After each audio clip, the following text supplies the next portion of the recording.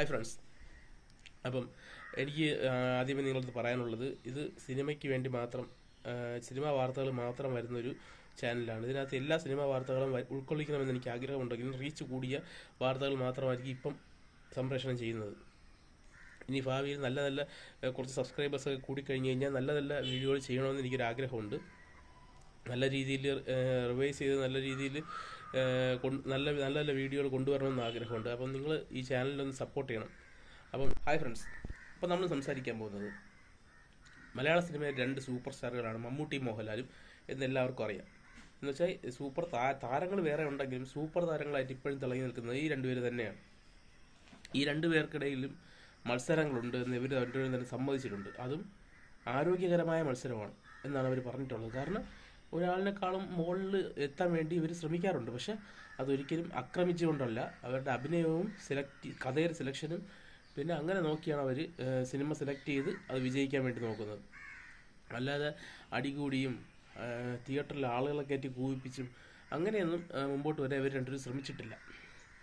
പിന്നെ ഫാൻസുകാർ തമ്മിൽ അങ്ങോട്ടും ഇങ്ങോട്ടും ഒക്കെ ബഹളവും ഇതൊക്കെ കാണും. അവർക്ക് ഇഷ്ടമുള്ള നടന്മാരെ അവർ പുകഴ്ത്തി പറയും, ഇഷ്ടമില്ലാത്തവരെ താഴ്ത്തി പറയും എന്നുള്ളതല്ലാതെ യാതൊരു മമ്മൂട്ടി ആരാധകൻ്റെ മനസ്സിലും ഒരു മോഹൻലാൽ ആരാധകൻ ഒളിഞ്ഞു കിടപ്പുള്ളതുപോലെ തന്നെ യാതൊരു മോഹൻലാൽ ആരാധകൻ്റെ മനസ്സിലും ഒരു മമ്മൂട്ടി ഫാൻ ഒളിഞ്ഞു കിടപ്പുണ്ട് എന്നുള്ളത് സത്യമാണ്. നിങ്ങൾക്ക് വേണമെങ്കിൽ നിങ്ങൾക്ക് ഇപ്പോൾ തന്നെ മമ്മൂട്ടിക്ക് ഇങ്ങനെ ഒരു രോഗം വന്നു എന്ന് പറഞ്ഞപ്പോഴത്തേക്കും നിങ്ങളുടെ മോഹൻലാൽ ഫാൻസ് എത്ര പേര് ഉണർന്നു കാണും? എത്ര പേർക്ക് നിങ്ങൾക്ക് സങ്കടം തോന്നി കാണും? മമ്മൂട്ടി ഉണ്ടെങ്കിലേ മോഹൻലാൽ ഉള്ളൂ, മോഹൻലാൽ ഉണ്ടെങ്കിലേ മമ്മൂട്ടി ഉള്ളൂ. അവർ രണ്ടുപേരും ഒരു ഇൻഡസ്ട്രിയുടെ നെടുംതൂണുകളാണ്, രണ്ട് നെടുംതൂണുകളാണ്. ഇപ്പം മോഹൻലാലിനായിരിക്കും ചിലപ്പോൾ മമ്മൂട്ടിയെക്കാളും കുറച്ചുകൂടെ ഫാൻസ് കൂടുതൽ. ഫാൻസും ബോക്സ് ഓഫീസ് പവറും ഇപ്പോൾ കുറച്ച് കൂടുതൽ മോഹൻലാലിനാണ്. എന്നാൽ ഇപ്പം ഈ 5 വർഷം കൊണ്ട് ഈ 5 വർഷത്തെ ഇത് നോക്കുമ്പോഴത്തേക്കും മോഹൻലാലിനേക്കാളും കൂടുതൽ ബോക്സ് ഓഫീസ് പവർ മമ്മൂട്ടിക്കാണ് എന്ന് സമ്മതിച്ച് തരേണ്ടി വരും. കാരണം 5 വർഷം കൊണ്ട് മോഹൻലാലിന് നേരെന്ന് പറഞ്ഞൊരു സിനിമ അല്ലാതെ വേറൊരു സിനിമ ഹിറ്റായിട്ടില്ല. അത് സത്യമായിട്ടുള്ള കാര്യം പറയുമ്പം നിങ്ങൾക്ക് പൊള്ളേണ്ട ആവശ്യമില്ല. ഞാൻ ഒരു യഥാർത്ഥ കാര്യത്തിന് വേണ്ടി പറയുന്നത്. കാരണം നിങ്ങൾക്ക് പറയാൻ പറ്റുമോ ഈ 5 വർഷത്തിനിടയിൽ നേരെന്നുള്ള സിനിമ അല്ലാതെ തിയേറ്ററിൽ ഇറങ്ങി വിജയിച്ചൊരു സിനിമ? ഒന്നുമില്ല. അപ്പം മമ്മൂട്ടിക്ക് അങ്ങനെയല്ല. മമ്മൂട്ടിക്ക് എല്ലാ സിനിമകൾക്കും നല്ല രീതിയിലുള്ള കളക്ഷൻ ലഭിക്കുന്നുണ്ട്. അവാർഡ് സിനിമകളായിട്ട് വന്ന സിനിമകൾക്ക് വരെ, അതായത് നമ്മുടെ സിനിമയുടെ പേരെന്തോന്നു, മമ്മൂട്ടി സ്വർഗാനുരാഗിയായിട്ട് വന്ന കാതൽ എന്ന് പറഞ്ഞ സിനിമയ്ക്ക് പോലും കേരളത്തിൽ നിന്ന് 14 കോടി രൂപ കളക്ഷൻ ലഭിച്ചിട്ടുണ്ട്. കേരളത്തിൽ നിന്നാണോ മൊത്തത്തിൽ box office world wide box office 14 കോടി രൂപ ഒരു അവാർഡ് രീതിയിൽ വന്ന, അല്ലെങ്കിൽ ഒരു ഫിലിം ഫെസ്റ്റിവലിൽ പ്രദർശിപ്പിച്ച ഒരു സിനിമയ്ക്ക് ഇത്രയും കോടി രൂപ കളക്ഷൻ ലഭിച്ചു. അപ്പോൾ അങ്ങനെ നോക്കുമ്പോഴത്തേക്കും മമ്മൂട്ടി കൂടുതൽ സെലക്റ്റീവ് ആയിട്ടുണ്ട്. മോഹൻലാലിന് പറ്റിയത് എന്താണെന്ന് വെച്ച് കഴിഞ്ഞാൽ ബോക്സ് ഓഫീസിന് പിന്നാലെ പോയതാണ് ഏറ്റവും വലിയ അബദ്ധം പറ്റിയത്. കാരണം മോഹൻലാൽ ബോക്സ് ഓഫീസിന് പിന്നാലെ പോയി. കാരണം പുള്ളിക്ക് നേരത്തെ 2-3 സൂപ്പർ ഹിറ്റുകൾ, ഇൻഡസ്ട്രിയൽ ഹിറ്റുകളൊക്കെ വന്നപ്പോഴത്തേക്കും ഇനി ഇൻഡസ്ട്രിയൽ ഹിറ്റുകൾക്ക് വേണ്ടിയുള്ള ശ്രമമായി.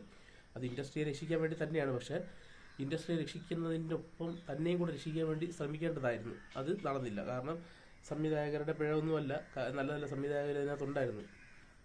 ലിജോ ജോസ് പല്ലിശ്ശേരി വരെ ഉണ്ടായിരുന്നു. എനിക്ക് പേഴ്സണലായിട്ട് ലിജോ ജോസ് പല്ലിശ്ശേരിയുടെ സിനിമകളൊന്നും എനിക്ക് അത്ര വലിയ തൃപ്തി തോന്നിയ സിനിമകളിൽ അങ്കമാലി ഡയറീസ് ഒഴിച്ച് വേറൊരു സിനിമയും എനിക്ക് അത്ര തൃപ്തി തോന്നിയ സിനിമകളൊന്നും ഇല്ല അതിനകത്ത്.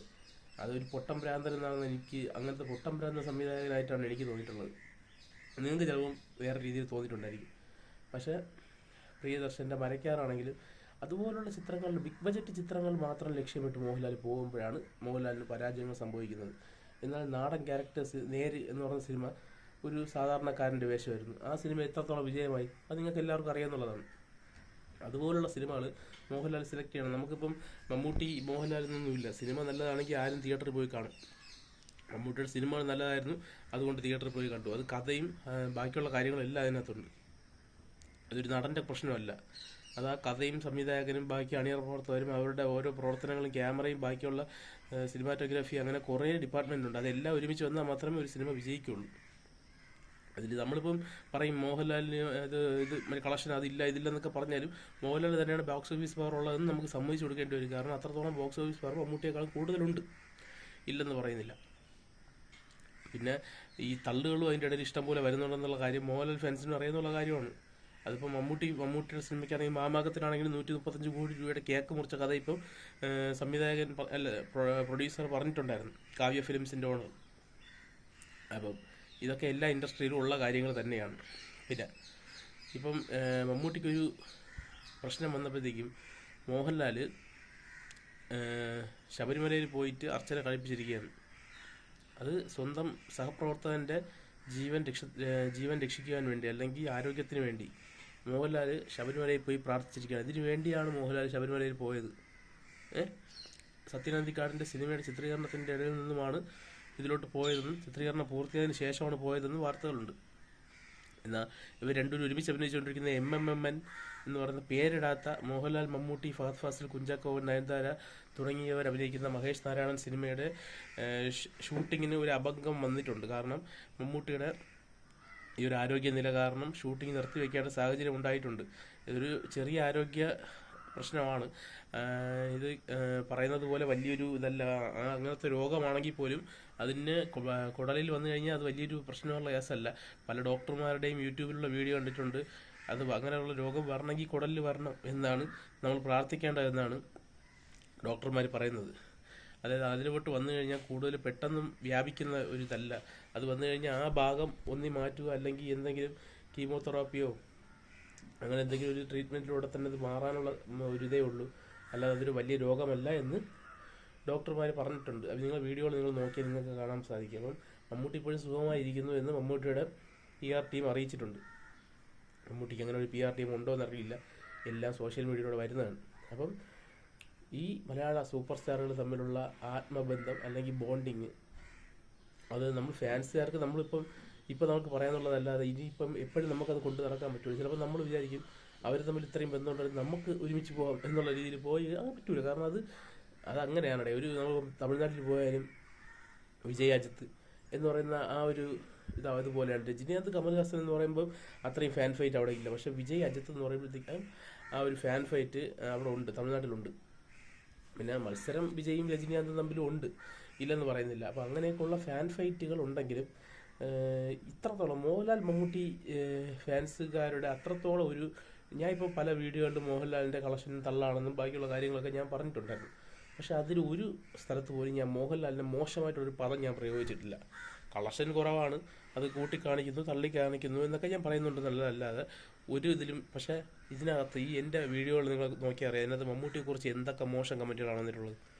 അപ്പം എനിക്ക് തോന്നുന്നില്ല ഇതുപോലെ മമ്മൂട്ടിയെ ഇത്രയും മോശം കമൻ്റ് ഇടാൻ പറ്റുന്ന ഒരുത്തനും യഥാർത്ഥ മോഹൻലാൽ ഫാൻസ് ആണെന്ന് എനിക്ക് ഉറപ്പിച്ച് പറയാൻ പറ്റില്ല. കാരണം നല്ലൊരു മോഹൻലാൽ ഫാൻസിന് ഒരിക്കലും മമ്മൂട്ടിയെ ഒരു വൃത്തികെട്ട പദം ഉപയോഗിക്കാൻ പറ്റില്ല. അതുപോലെ തന്നെ നല്ലൊരു മമ്മൂട്ടി ഫാനിന് ഒരിക്കലും മോഹൻലാലിന് ഒരു വൃത്തികെട്ട പദം ഉപയോഗിക്കാൻ പറ്റില്ല. ഞാൻ പറഞ്ഞിട്ടുള്ളതൊക്കെ ഇതേപോലെ കളക്ഷനില്ല, തള്ളാണ് എന്നൊക്കെയുള്ള രീതിയിൽ ഞാൻ പറഞ്ഞിട്ടുണ്ടെന്നുള്ളതല്ലാതെ ഒരിക്കലും മോഹൻലാലിന് ഒരു ചീത്ത വാക്ക് ഞാൻ പറഞ്ഞിട്ടില്ല. നിങ്ങൾ എവിടെയെങ്കിലും എനിക്കൊരു വീഡിയോ കാണിച്ചു തന്നാൽ ഞാൻ ഈ ചാനൽ നിർത്താൻ തയ്യാറാണ്. അപ്പോൾ നിങ്ങളുടെ അഭിപ്രായം എന്താണ്? അത് നിങ്ങൾ കമൻറ്റ് ബോക്സിലിടാം. നന്ദി, നമസ്കാരം.